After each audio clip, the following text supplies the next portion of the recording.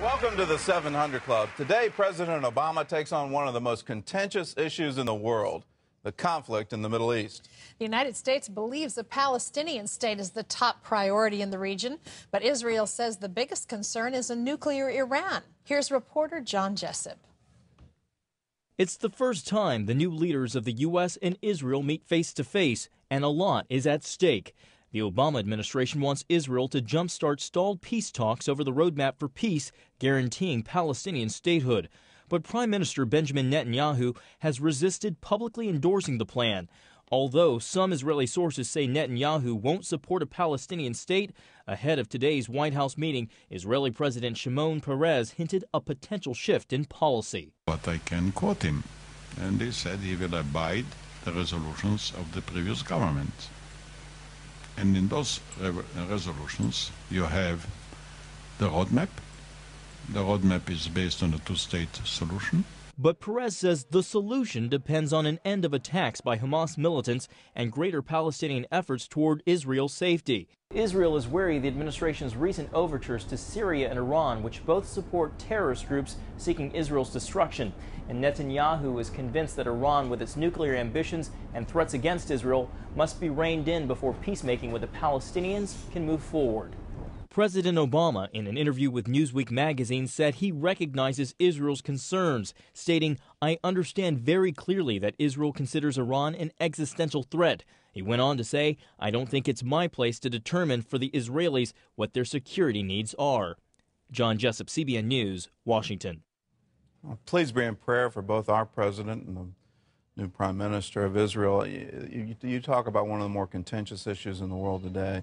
And the Bible is so clear on this that people say peace, peace, and there is no peace.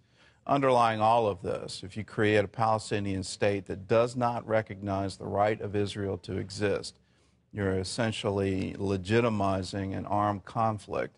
And it won't be too long before that new state arms itself to the teeth. We've already seen it with the Palestinian Authority and the rockets that are being shelled on Israel. This is one of those that we absolutely need to be praying for the peace of Jerusalem. Lee Webb has the rest of our top stories from the CBN Newsroom. Lee?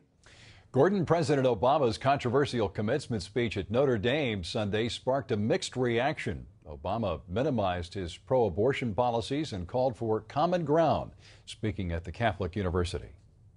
Maybe we won't agree on abortion, but we can still agree that this heart-wrenching decision for any woman is not made casually.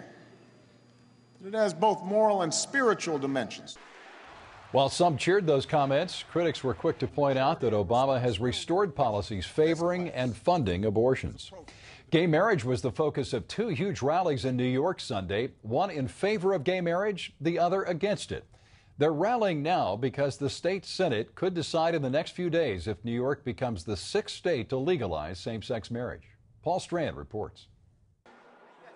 These believers in traditional marriage pack 3rd Avenue from 35th to 40th, protesting the latest attempt in New York to legalize gay marriage. God instituted marriage between man and woman to be the fabric of our society. So if you redefine that, what you do is you're tearing the fabric of our society. Both sides held rallies with the pro-gay marriage demonstrators gathering outside Governor Patterson's Manhattan office to thank him for pushing same-sex marriage. Equal rights must apply to everyone equally, that there should be no discrimination. Down 3rd Avenue, backers of traditional marriage said they'll keep pressure on lawmakers during the next 6 weeks while they're still in session. It's not just Republicans and Democrats, it's Latinos, Hispanics, Asians, blacks, whites. We're all coming together on the traditional definition of marriage. So it's exciting to see that kind of unity on this issue. The state assembly's already voted for same-sex marriage, but now the bill runs into conservative Democrats in the Senate like Ruben Diaz. This Pentecostal pastor says believers won't accept gay marriage in the Empire State and expect politicians to respect New Yorkers of faith. If he doesn't respect us, I will ask him to resign. Senator Diaz says he has a commitment from 6 Democrats to vote against same-sex marriage in the Senate. This is Paul Strand, CBN News, reporting from New York City.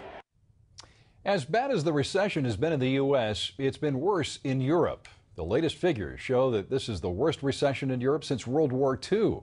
But some European analysts say the economy may have hit bottom, even though unemployment is expected to keep rising over there. The same is true here in the U.S., where nearly 14 million people are out of work.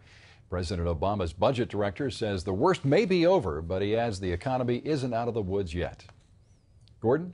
I don't think it'll be some time before we're out of the woods. Unemployment will continue to rise, and that will put incredible strain on both state, local, and federal budgets as, where's the safety net for 14 million people who are out of work?